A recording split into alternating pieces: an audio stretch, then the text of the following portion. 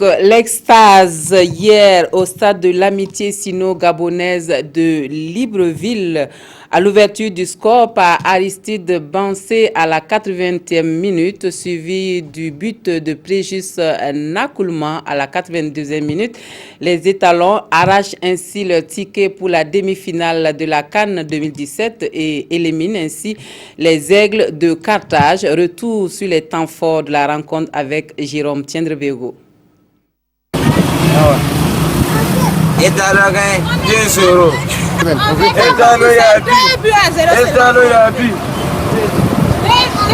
Comme s'il l'avait vu en songe.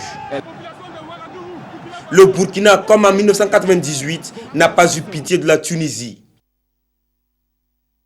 Après une première partie plutôt tranquille, aux jeunes Tunisiens, les garçons de Paulo Duarte ont complètement pris le jeu à leur compte en seconde période. Mais il a fallu attendre l'entrée d'Aristide Bansé à la 76e minute pour que l'attaque tranche. 5 minutes après son entrée en jeu, Mr. Benz, comme on l'appelle partout ailleurs en Afrique, est décalé sur coup franc par Bertrand Traoré.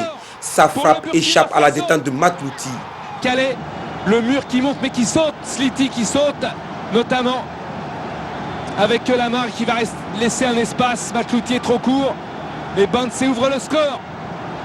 Pour la Tunisie, il reste à peine 12 minutes pour réagir. Matlouti trop court, les filets vont trembler et le Burkina qui marque.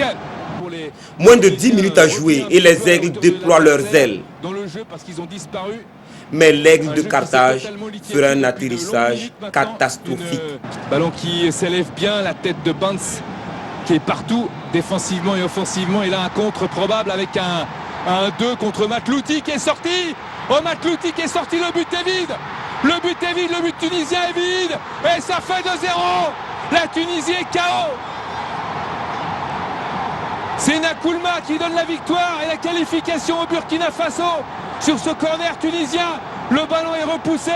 Pour le Burkina, ça part en une course incroyable. Matlouti qui rate sa sortie, qui ne voulait pas évidemment avoir le rouge. C'est repoussé par Bansé. Tête défensive d'Aristide Bansé. La chasse de Blati Touré appelle Préjus Nakoulman en mode TGV. Il brûle la politesse à Matlouti et la suite se passe de commentaires. Mais qu'ici l'attaquant tunisien Kenissi Nakoulma qui résiste à la sortie du gardien. Là tranquillement il va placer ce ballon de l'intérieur du pied. Le contrôle est bon. Matlouti hésite évidemment à arrêter le joueur, ça serait le rouge. En 4 minutes, les étalons plient les Aigles pour la deuxième fois en quart de finale de Coupe d'Afrique des Nations de football. Et voici les étalons en demi-finale. De vrai outsider puisqu'elle bat la Tunisie 2-0, c'est un score assez net.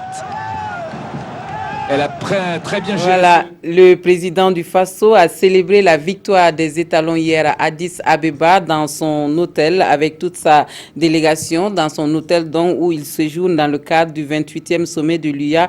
Rochmar Christian Kaboré a suivi le match des étalons contre les Aigles de Carthage de bout en bout et en véritable supporter, il a soutenu l'équipe nationale dans une ambiance détendue et c'est la même explosion de joie que l'on a notée à Dédougou. Le Premier ministre a suivi le match de bout en bout également. Suivez plutôt.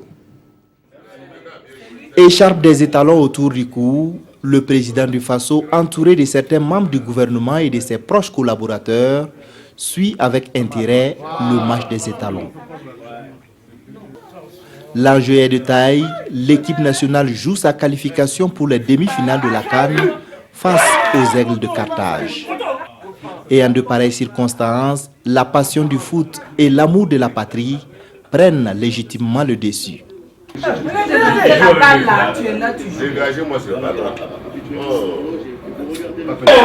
un carton.